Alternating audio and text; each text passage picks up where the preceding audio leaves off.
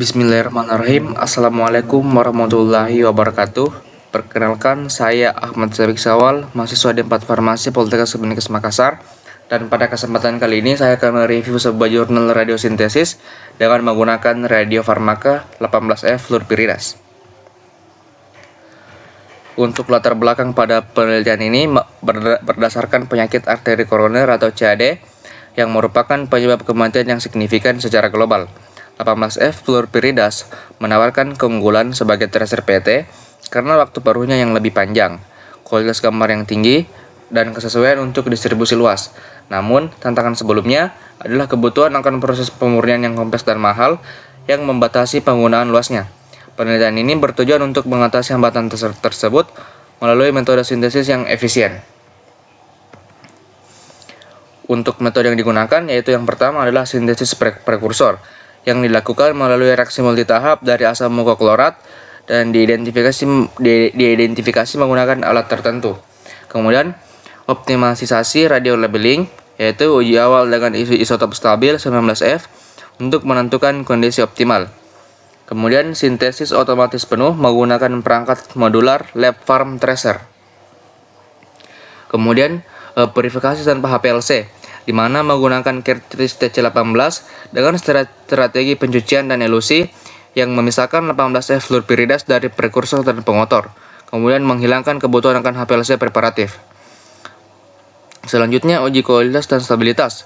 Produk menunjukkan kemurnian radiokimia 98% dan yield 55-65%.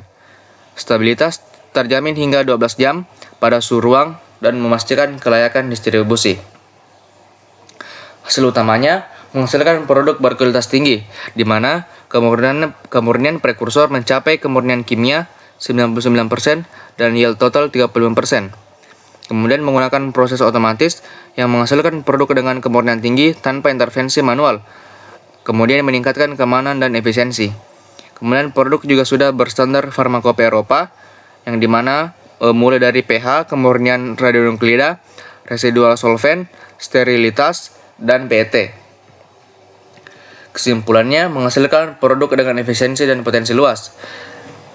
Produk efisiensi, kemudian hemat biaya karena menghilangkan kebutuhan akan HPLC, kemudian berpotensi klinis, digunakan secara luas untuk uji klinis multicenter dan memperluas aksesibilitas.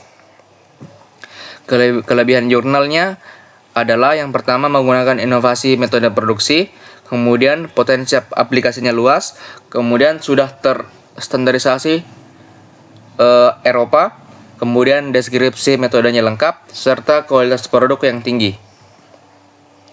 Untuk kekurangan jurnalnya itu sendiri, yang pertama adalah keterbatasan skala produksi karena uji hanya dilakukan pada skala laboratorium, belum ada data produksi skala besar atau multicenter secara aktual.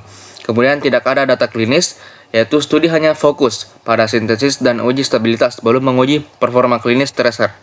Kemudian yield prekursor relatif rendah.